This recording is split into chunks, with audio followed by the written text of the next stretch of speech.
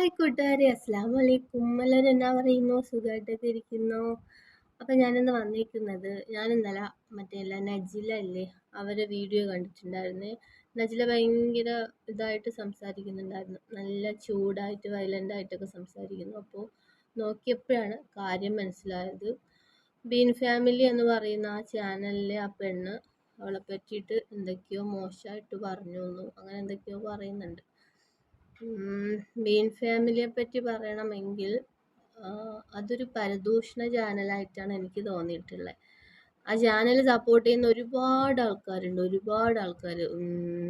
എന്താ, ആദ്യമൊക്കെ മറ്റൊരു സുഫി സഫർ മീഡിയ എന്ന് പറയുന്ന ചാനലിനെയാണ് പറഞ്ഞുകൊണ്ടിരുന്നത്. അയാളെ എന്തൊക്കെയാ പറയുന്നതെന്ന് വെച്ചാൽ അറിയത്തില്ല. ഞാൻ കാണുമായിരുന്നു ആദ്യമൊക്കെ. എന്തെന്ന് വെച്ചാൽ, അങ്ങനെ സുഫി സഫർ ആ ചാനലിൻ്റെ അയാളുമായിട്ടായിരുന്നു വമ്പനടിയും.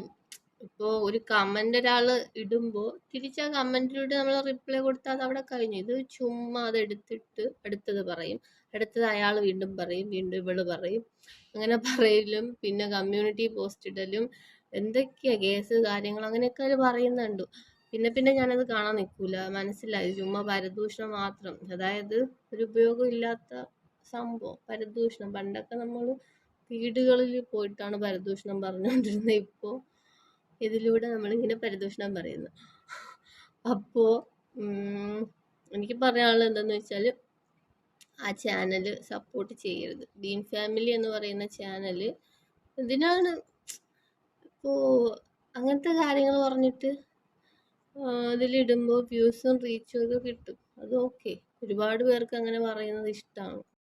ഇപ്പോൾ ആ ചാനലിൻ്റെ ഉടമ ഉന്നയിക്കുന്ന, ലൈവിൽ വന്നിട്ട് ഉന്നയിക്കുന്ന കാര്യം കേൾക്കുമ്പോൾ തന്നെ എന്താ പറയുക, പൈസയ്ക്ക് വേണ്ടിയിട്ട് ചാനലായാലും മനുഷ്യന്മാരെ പൈസയ്ക്ക് വേണ്ടിയിട്ട് എന്ത് കച്ചറയും പറയുന്ന ഒരിതായിട്ട് ഇപ്പോൾ മാറിക്കഴിഞ്ഞു ഈ ചാനൽ.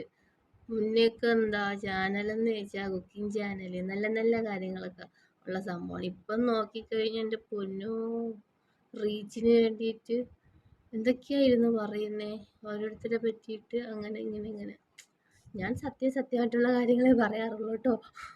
ഇപ്പം എന്നെ പറയണ്ട, എനിക്ക് തോന്നുന്നത് പറയും. ഒരു വീഡിയോസ് കണ്ടാൽ അതിലെന്തെങ്കിലും പോരായ്മ ഉണ്ടെങ്കിൽ അത് ഞാൻ പറയും, അല്ലാണ്ട് ഞാൻ വേറെ അങ്ങനെ ഒന്നും പറയത്തില്ല. അപ്പോൾ നജില പറയുന്ന കാര്യങ്ങൾ നമുക്ക് കേട്ടു നോക്കാം.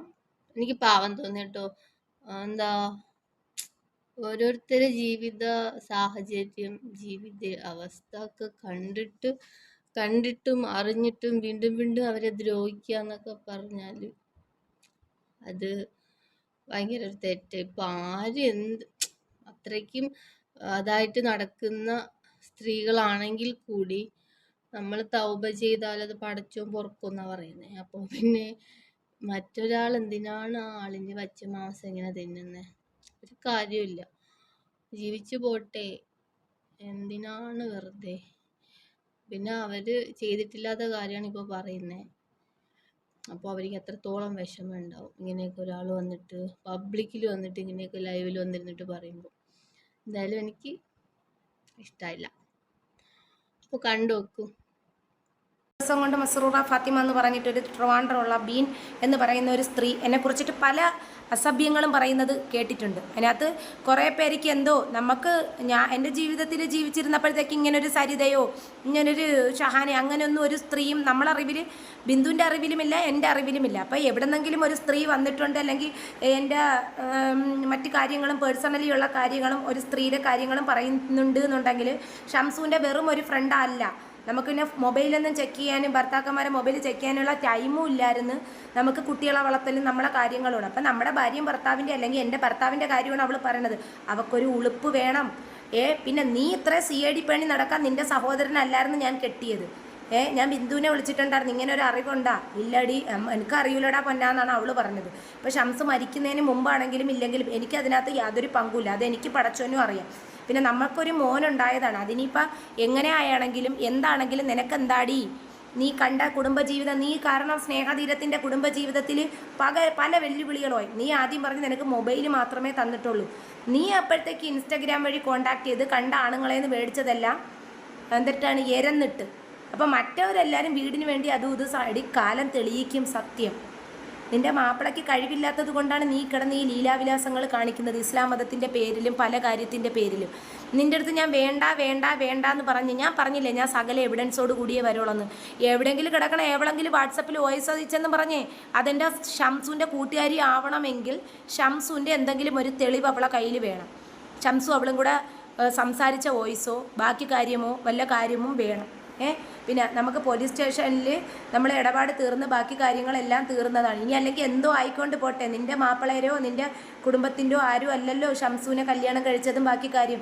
എൻ്റെ കൂടെ ജീവിച്ചിട്ടല്ലേ നമുക്കൊരു കുട്ടി ഉണ്ടായത്. പിന്നെ ബീനെ, നിനക്ക് സ്നേഹതീരം മൊബൈൽ തന്നു, ഓക്കെ. അദ്ദേഹം ഇന്ന് അനുഭവിക്കുന്ന വേദന നിനക്കറിയാമോ?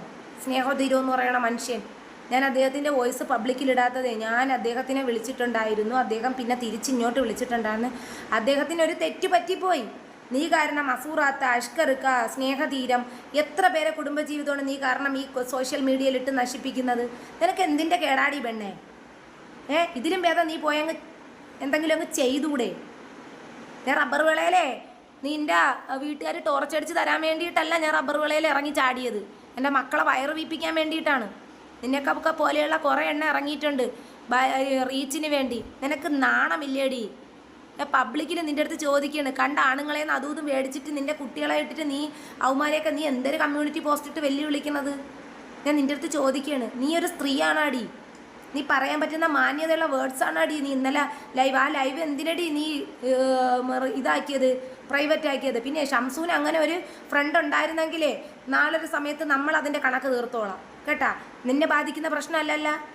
എന്തായാലും നീ നമ്മളെ ഇതിൽ പെട്ടതല്ലല്ലോ, അതുകൊണ്ട് നിൻ്റെ ഫാമിലി നല്ല ഷംസു ഇസ്ലാം മതത്തിൽ ജനിച്ചത് തന്നെ. പിന്നെ അവളും അതല്ലല്ലോ. പിന്നെ എൻ്റെ മാപ്പിളയുടെ ഫാമിലി അതാരാണ്? പുട്ടും കടലയും മേടിച്ചോരാ, അതേ പുട്ടും വളയും മേടിച്ചോരാ. ഡീ പറയുമ്പോൾ കുറച്ച് മാന്യത വേണം കേട്ടാ. നീ പറയണ എല്ലാ പൊട്ടത്തര. അഷ്കർക്ക് എന്തെന്ന് നിൻ്റെ അടുത്ത് പറഞ്ഞെന്ന്? അഷ്കർക്ക് എന്തെന്ന് പറഞ്ഞെന്ന്? നീ വല്ലാഹി പറയണം. എന്തടി വല്ലാഹിയുടെ അർത്ഥം നീ പറയടി? നാണായി മാന്യം ഇല്ലാത്തോളെ. നിന്നെ ചെരിപ്പൂരിയാണടി അടുക്കേണ്ടിയുള്ളത്. പല രീതിയിലുള്ള ഇത് ഞാൻ കണ്ടിട്ടുണ്ട്. ക്ഷമിക്കണം നിങ്ങൾ. കാരണം ഒരു പെണ്ണിൻ്റെ ആദ്യം പേഴ്സണലി ഉള്ള മാസത്തിലെ കാര്യങ്ങൾ പറഞ്ഞു, ഓക്കെ, അത് ഞാൻ സഹിച്ച്. ഇപ്പം അവൾ ഇറങ്ങിയേക്കണ് അടുത്ത കള്ളത്തരവും കൊണ്ട്. എടി നിനക്ക് എന്നെ കൊണ്ട് എന്തെങ്കിലും തെളിയിക്കാൻ പറ്റിയാടി? നീ കിടന്ന് ആടുന്നുണ്ടല്ലോ ലൈവിൽ. നിൻ്റെ ആ പാവാടവള്ളി മാപ്പിള എന്തിയടി? അവനിക്കിതൊന്നും ബാധകമല്ലേടി? നിൻ്റെ അമ്മച്ചി നിനക്കൊന്നും പറഞ്ഞു തരൂലേടി? സ്നേഹതീര അദ്ദേഹത്തിൻ്റെ ഇതുവരെ ഡിലീറ്റ് ആക്കി. എന്താണ്, യൂട്യൂബ് ചാനൽ വരെ ഡിലീറ്റ് ആക്കി. നീ ഇനി അയാളെ കരുവാക്കരുത് കേട്ടാ. നീ അയാളെ നിന്ന് ഇത്രയും 10, 30,000, 40,000 രൂപ കൈപ്പറ്റിയിട്ടുണ്ടെങ്കിൽ നീ അയാളെ ഒന്നിനും പിടിച്ചിടരുത്. അയാൾക്കൊരു കുടുംബജീവിതം ഉള്ളതാണ്. നീ നാലും തുണിഞ്ഞ് നടക്കണമെന്നും പറഞ്ഞ് കുറേ അസഭ്യങ്ങൾ. നിങ്ങൾ ഈ തെളിവെന്ന് കണ്ടു നോക്കണം, എന്നിട്ടേ ഞാൻ ബാക്കി പറയുന്നുള്ളൂ. നീയായിട്ട് ഒരുക്കി വെച്ച വെനകളാണ് ഇതെല്ലാം. ഷംസുൻ്റെ കൂട്ടുകാരി എന്ന് പറഞ്ഞ് വരട്ട്. അല്ലെങ്കിൽ നിനക്ക് നാണം ഉണ്ടാടി? നിനക്ക് നാണോ അയ്മാനിയും ഉണ്ടാ? നിൻ്റെ കൊച്ചിനെയാണോ ഷംസുൻ്റെത്? നാണോ അയ്മാനിയും നിനക്കുണ്ടാടി ഒരുമ്പെട്ടോളെ? ഇത്രയൊക്കെ ഉള്ളൂ. ഇനി ഇതിൽ കൂടുതൽ എനിക്കൊന്നും കിട്ടാനില്ല. നിന്നെ ഇത്രയും പറഞ്ഞ് നിന്നെ ചെരിപ്പൂരി ഞാൻ അടിക്കോടി. കാരണം നീ കുറേ ആയി കിടന്ന് തുള്ളുന്ന്. നാണോ അയ്മാനിയും ഇല്ലാത്തോളെ. ഇത്രയേ ഉള്ളൂ. കാരണം ഓരോ കുടുംബജീവിതങ്ങൾ തകർക്കുമ്പോൾ എനിക്ക് ഇത്രയൊക്കെ പറയാനുള്ളൂ. ഇനി എന്തൊക്കെ വന്നാലും ശരിയെന്നാ. വാക്ക് ഇട്ടുകൊണ്ട് കൊടുക്കുന്നുണ്ട്. പിന്നെ അസൂറാത്തര മോള, അതിന് നിനക്കെന്തടി ചേരി കിടക്കുന്നോളെ? ഇത്രയേ ഉള്ളൂ മക്കളെ. കാരണം എന്താ വെച്ചാൽ എത്ര കുടുംബജീവിതമാണെന്ന് അറിയുമ്പോൾ ഈ നീരാളിയെ കാരണം തകര്. കുറിച്ച് ഒരു വീഡിയോ ചെയ്യാൻ ഇവൻ എന്നെ കൺവിൻസ്, ഇവൻ എന്നെ പ്രേരിപ്പിച്ചിട്ടുണ്ട്. ഇത് ഈ രണ്ടാമത്തെ ഭർത്താവിന് എന്തെങ്കിലും പങ്കുണ്ടോ എന്നുള്ളത് എനിക്ക് അറിഞ്ഞൂടാ. അതായത് റബ്ബർ തോട്ടത്തിൽ ജോലിക്ക് പോകുന്ന ഇവളെ ഒരു തുണി പോലും ഇല്ലാതെ അവിടുത്തെ നാട്ടുകാർ പിടിച്ചിട്ടുണ്ട്. അത് ഈ സനോഫർ കണ്ടിട്ടുണ്ട് എന്നുള്ളത് ഇയാൾ എന്നെ കൊണ്ട് വീഡിയോ ചെയ്യിപ്പിക്കാൻ ശ്രമിച്ച ഒരു കാര്യമാണ്. വല്ലാഹി അയാൾ എന്നെ കൊണ്ട് വീഡിയോ ചെയ്യിപ്പിക്കാൻ പറഞ്ഞ കാര്യമാണ്. നീ അത് പറഞ്ഞു വീഡിയോ ചെയ്യൂ എന്ന് എൻ്റെ അടുത്ത് പറഞ്ഞതാണ്. ഞാൻ പറഞ്ഞത് തെളിവുകളില്ലാത്ത കാര്യത്തിനെ കുറിച്ച് ഞാൻ സംസാരിക്കൂല എന്നാണ്. അപ്പൊ അയാൾ പറയുന്ന കാര്യം ഞാൻ അനുസരിക്കുന്നില്ല എന്ന് കണ്ടവിടെ മുതലാണ് അത്